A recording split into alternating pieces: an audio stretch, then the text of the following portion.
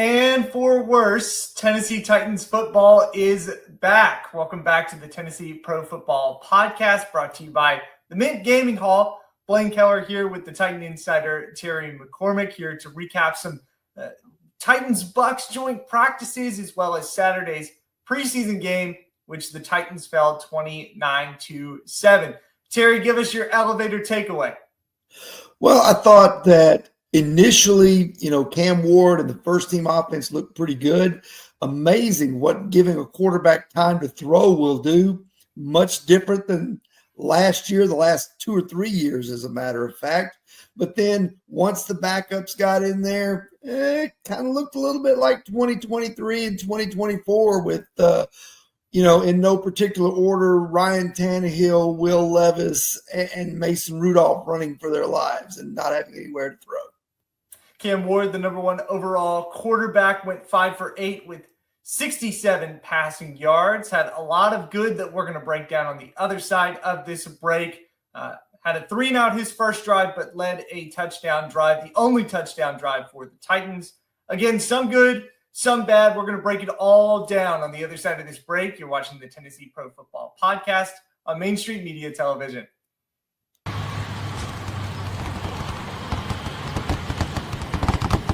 The winning just got closer. All new Sportsbook, the latest gaming machines, live horse racing, and more. The Mint Gaming Hall, Kentucky Downs. Winning just got closer.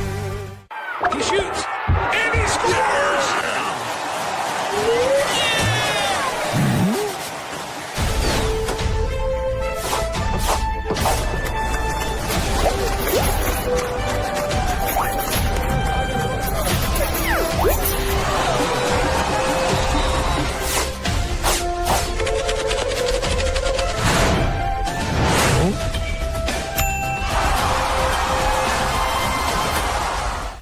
At Delta Dental of Tennessee, we know our success begins and ends with providing superior quality service, and that includes serving those who need it most. This year, we're celebrating 25 years of giving back to the community we call home. Delta Dental, along with our Smile 180 Foundation, supports Tennessee's dental colleges and oral health education, children's hospitals, free and reduced cost dental clinics, and other like-minded charities. Here's to the next 25 plus years of ensuring healthy smiles. They walk among us, but at 240 miles per hour, they become something more. They're thrill seekers, risk takers, and maybe just a little bit unhinged.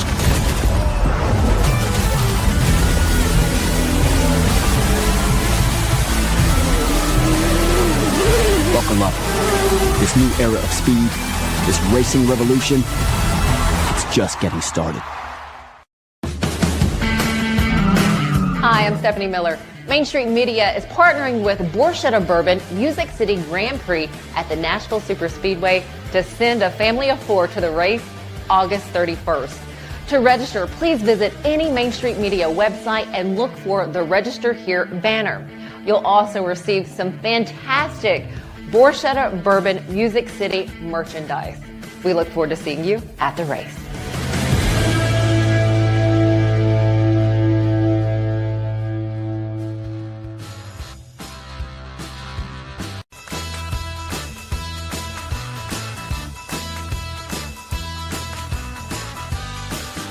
We're back on the Tennessee Pro Football Podcast, brought to you by the Mint Gaming Hall. Circus Sports and the Mint are open for business in Franklin, Kentucky. Be sure to check them out. Circus Sports being the largest sportsbook in Kentucky, with an 85-foot sportsbook screen and stadium-style seating. The Mint is the place to be for any sports fan, football and beyond. Circus Sports and the Mint, again, proud sponsors of the Tennessee Pro Football Podcast, located I-65 North and exit 121. Terry, let's start with the Titans and Bucks joint practices. What we, from our friends at Pewter Report, saw in Cam Ward, and then going into that preseason game, through the preseason game Saturday. Yeah, I think one of the things that came out of the joint practice that the Titans and Bucks held on Thursday was the moxie, the resiliency that Cam Ward showed, which is something you really want to see out of a rookie quarterback.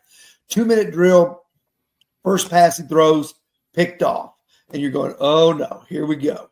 Well, apparently he rebounded very well, made a couple of really nice throws to continue that drill and do well in that drill, and had a pretty overall solid day. You know, a couple of balls that maybe he'd like to have back, but certainly I think from all aspects and all reports out of there, including our friends at Pewter Report, Cam Ward acquitted himself very well, and the Titans overall looked okay in the joint practice against the Bucks. Yeah, one of the highlight moments of funniest moments, I'd say, too, of that practice, Cam Ward doing a little target practice on the Buccaneers during a little bit of a scrum, throwing a ball into a scrimmage there, a skirmish, I should say, that the Bucs and Titans were having. Something I wanted to bring up about what he did Saturday, that 3-and-out that started his preseason career, his NFL career in live bullets. But we saw a lot of intermediate kind of passes on that second drive from Cam Ward that led to a touchdown for the Titans. That was really refreshing to see. Feels like a lot during these practices so far, the Titans haven't really let Cam Ward go too deep in the passing routes and the schemes.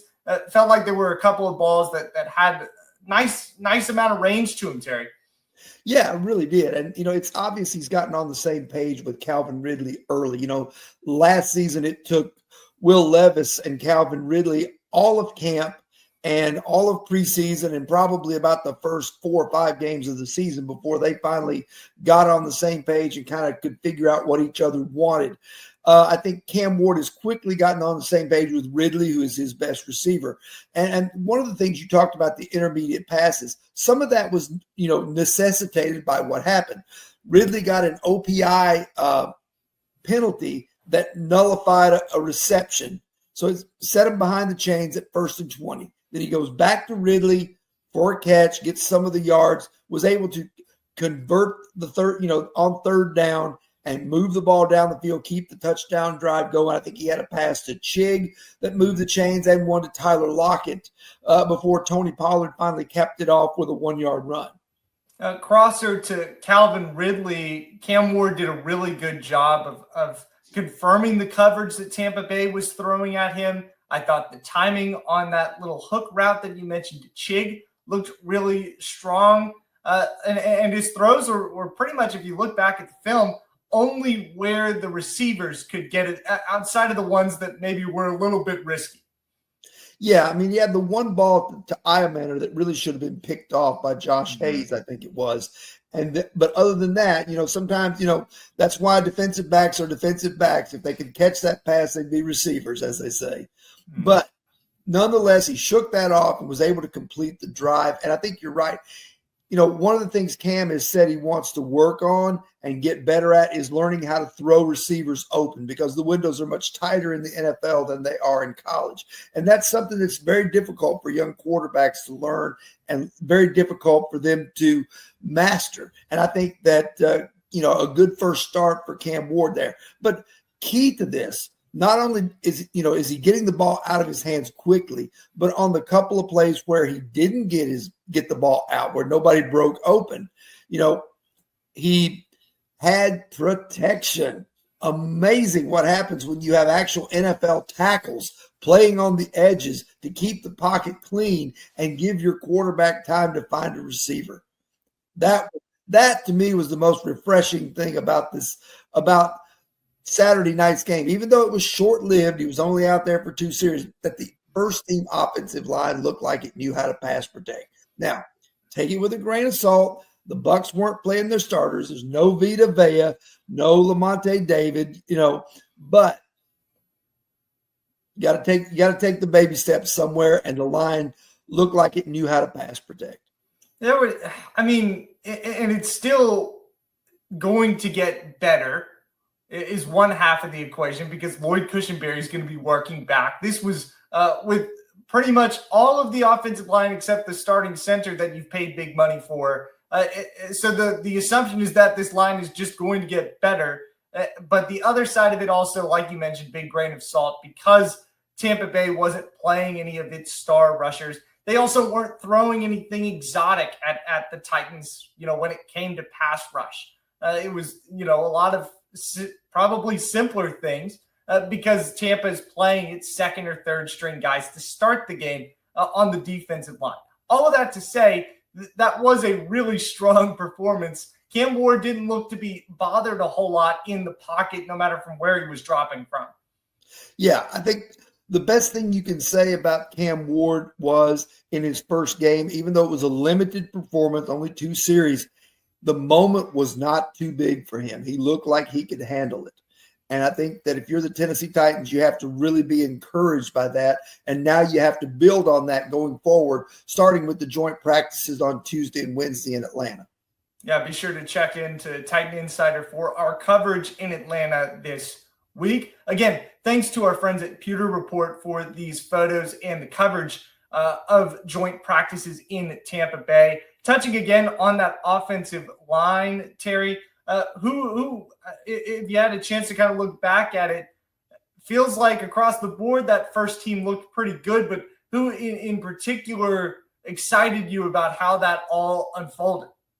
Well, I think all eyes have to be on Dan Moore, the left tackle, and, come in with the big free agent contract from Pittsburgh, had a so-so year last year with the Steelers. They elected to let him go. They had another guy waiting in the wings that they wanted to put in at the left tackle spot. So Dan Moore was one of about 2 or 3 guys on the free agent market that the Titans sort of targeted to say, hey, this guy can come in.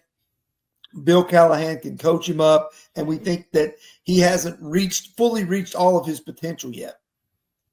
Good first start for Dan Moore. J.C. Latham looking much more comfortable on the right. And then I don't think you can underestimate, I think Peter Skoronski is really growing as the left guard now in his 3rd year. I think, they need bigger things from Peter Skoronski. And one of the things that they need, it's not going to go back to the Derrick Henry days of, running behind the left with Roger Saffold and Taylor Lewan like they did with Derrick Henry. But they've got to be able to run the football effectively. And I think that left side of the line certainly is going to be key to that. That was the solid, good first showing, first task completed for the Titans offensive line. Solid first showing for Cam Ward. Calvin Ridley and Cam Ward's connection looked exciting. Tony Pollard scored a touchdown. We've got the good out of the way, Terry. What did not look so good? Pretty much anything after that.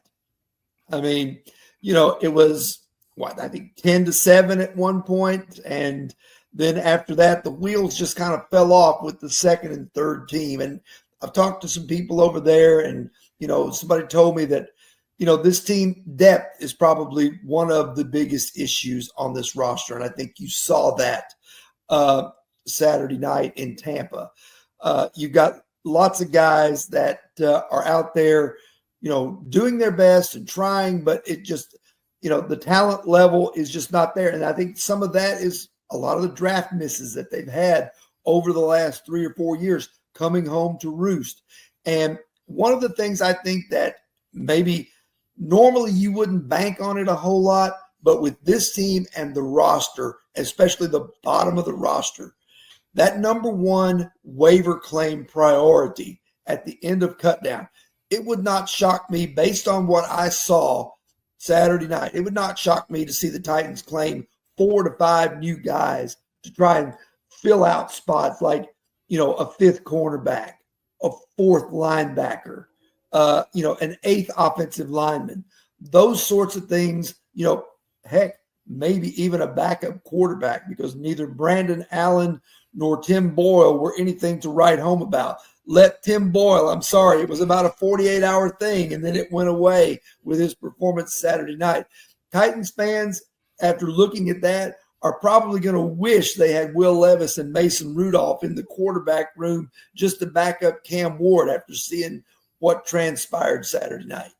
Yeah, one of the biggest problems for the Titans was that they let Tim Boyle in the 4th quarter on Saturday. And you mentioned the depth. I think if you just look at the stats for what Tampa was able to do after that first team unit checked out, it is concerning. Kyle Trask was pretty effective 12 of 16, 129 yards. A couple of those plays were just because the Titans' depth made a miscue. Jalen Kimber had a misrun read on a run play, and we'll talk about Tampa's 178 rushing yards shortly.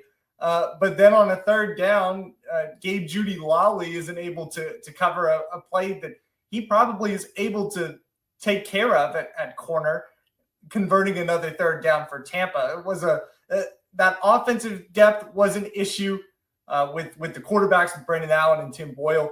Defensive depth was an issue too, especially when you got guys like Sean Tucker and Owen Wright scoring touchdowns and really handling the Titans' run defense. Yeah, the Titans' run defense, I'm still a little shocked that they cut Keandre Coburn so early in camp and decided some of these other guys, and a couple of these guys flashed a little bit. Isaiah Rakes looked like he was holding his own in there in the middle of the defense. Cam Horsley had a nice spin move and pressure that led to a Jihad Ward sack of Kyle Trask in that first half. But by and large, there are still gaping holes on this roster at a number of positions. One in particular that concerns me, Blaine, and you touched on it, is cornerback, because I can't count on L'Jarius Sneed to give me something if I'm Denard Wilson, because right now, he's hardly escaped the trainer's room. He doesn't look like he's going to come off PUP anytime soon, according to what Brian Callahan told us yesterday. And to me, you've got three guys you can count on. You've got Jarvis Brownlee, who's still learning. You've got Darrell Baker, who's solid but not spectacular, but certainly serviceable. And then you've got Roger McCreary, who is, probably your best corner playing the nickel spot. Beyond that, you've got rookies, undrafted guys, back of the roster guys. That's where they're going to go mining for some help on the waiver wire, I feel like. One more big thought I had from this first preseason game between the Titans and Tampa Bay Buccaneers, that second and third team, and I said it before we came on the air, looked a lot like the teams of last year and the year before. Brand new teams, same old mistakes, it felt like. You had a couple of special teams miscues that have plagued the Titans the last couple of years. All that was really missing out of that was the big return allowed on a kick return or a punt return. You had bad quarterback play from Brandon Allen and especially Tim Boyle, whose first completion was to the other team. You had a defensive rushing unit that allowed the same yards per carry pretty much as last year. I know the Titans defense statistically looked good in some areas, but they were bad against the run. Is it too early to say all of this, to correlate it to last year's team, Terry? Is it just preseason, or is it more than that because the Titans spent all offseason trying to correct this stuff? Well, some of it is it's preseason. Some of it is what we talked about before. They just don't have a lot of depth that is quality depth. They can run out there maybe, the starting 22, once they get those guys in, maybe they can compete. Maybe they can, be better than they were last year. But once you start to have injuries, once you start to get depleted because of things like that, you start to wonder who's going to step up and contribute. And I don't know that they've got a whole lot of those guys that they can count on right now. And I think that is one of the problems that they have. You're right. It did look a lot like 2024 when the second and third team units were out there. No time for the quarterback to throw. No receiver getting open. The ball thrown poorly on defense, getting gashed in the run game, giving up pass plays to receivers who are wide open, not generating a pass rush. All those things that looked a lot like 2024. I think what it is, as much as anything is, and especially on the offensive side of the ball, Brian Callahan's offense requires precision and timing, and it requires, everything to work smoothly and not a lot of things to get out of kilter. And then when you don't have the type of players who can execute that, it gets out of kilter very quickly, and it looks really bad. Because how many interceptions last year did we see from Levis and Rudolph that came really on shorter throws that came on, throws that were near the line of scrimmage where a linebacker would drop into coverage and not be seen, or they would misread and go and throw something in the flat that looked like it was open, but it was covered. And you saw some of that same type of stuff Saturday night in Tampa. One more note on the same old mistakes. Titans had 7 penalties in the first preseason game. Again, probably some of those accounted to a second or third stringer making a mistake. But even in that first series, that still existed in those 7 penalties, about on par with what the Titans did last year. We're going to take one more break here on the Tennessee Pro Football Podcast, give you our stock report on the other side of this break. We're brought to you by the Mint Gaming Hall. You'll hear more about them during this break and afterward, watching the Tennessee Pro Football Podcast on Main Street Media Television.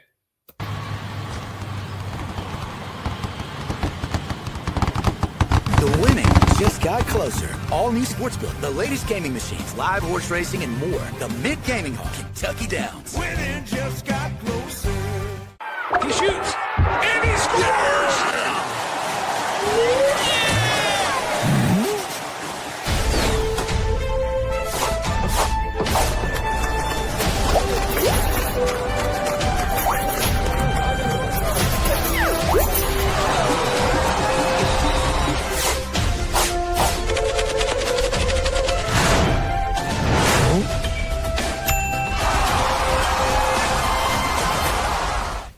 At Delta Dental of Tennessee, we know our success begins and ends with providing superior quality service, and that includes serving those who need it most. This year, we're celebrating 25 years of giving back to the community we call home. Delta Dental, along with our Smile 180 Foundation, supports Tennessee's dental colleges and oral health education, children's hospitals, free and reduced cost dental clinics, and other like-minded charities. Here's to the next 25 plus years of ensuring healthy smiles. They walk among us, but at 240 miles per hour, they become something more. They're thrill seekers, risk takers, and maybe just a little bit unhinged.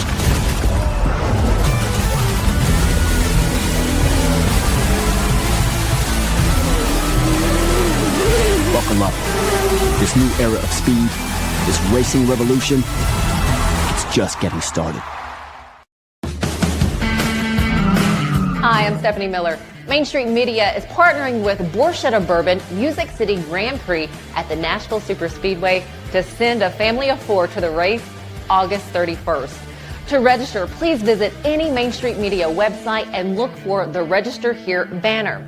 You'll also receive some fantastic Borchetta Bourbon Music City merchandise. We look forward to seeing you at the race.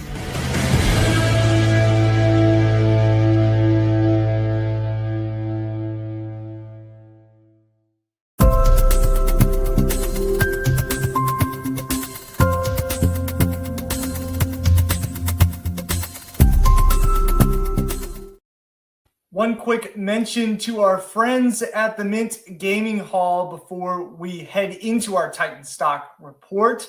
Live horse racing returns to Kentucky Downs in the Mint Gaming Hall on August 28th. It's one of 7 live horse racing events at the track this season. Admission is free. You can feel the excitement of live horse racing at the Mint and Kentucky Downs. Thank you to our sponsors of the Tennessee Pro Football Podcast. What do you got for your stock up, Terry? Okay, stock up. Obviously, we've already touched on Cam Ward and the first-team offense and the first-team offensive line. And, of course, Calvin Ridley. But I'm going to throw another one at you, Blaine. And this one kind of went under the radar a little bit because his best play was ruined by a penalty. But that's James Prochet.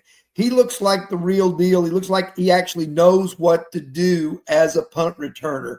And if you have followed the Titans special teams disaster that it's been over the last 2 or 3 years, this could be a godsend for this football team. A guy who can not only catch the football, but actually gain 5 or 10 yards before he's tackled with it. So he had a 33-yard return the other night. It got brought back, but still, if they can keep from the penalty happening, that's something that could help them. veteran guy that has made a pretty good impact here in the first part of camp. Terry, I'll give you my stock up and stock down. Guy who's been playing pretty well throughout this past week and impressed some folks is tight end Gunnar Helm, really starting to show what he's capable of doing. And I think some talks already of him maybe being in that top 2 tight end conversation, albeit in a crowded tight end room for the Titans. Gunnar Helm has made an impact quickly. I'll give it a stock down, kind of out of his control, but I'm starting to lose faith in the Tyjae Spears hype train. Suffered a high ankle sprain against Tampa with Brandon Allen in at quarterback on Saturday. I'm just afraid he's too injury prone. Last season he dealt with a concussion, had a hamstring, also had an ankle injury. More times than not, it felt like when covering Titans home games, Tyjae Spears was leaving early due to some sort of ailment. And if Brian Callahan wants to use him and Tony Pollard as a combo unit, it's hard to see that at this point whenever you've got a guy in his first preseason game limping off, then carting off the field. Yeah, it wouldn't shock me at all if he misses the rest of the preseason. Brian Callahan said he's going to be out at least a couple of weeks. So hopefully he can get back for the season opener in Denver on September the 7th. But certainly Tyjae Spears has had his share of injuries, and I agree with you. Another guy for my stock downs, Femi Oladejo. A lot of people were hyping this guy, hoping that the flashes we had seen in practice were going to translate into the first game to some pass rush success. Didn't happen. He kind of got sucked in and didn't set the edge on the run a lot. Remember, he's still transitioning to the outside, still learning that position at the NFL level because he was an inside linebacker for most of his college career.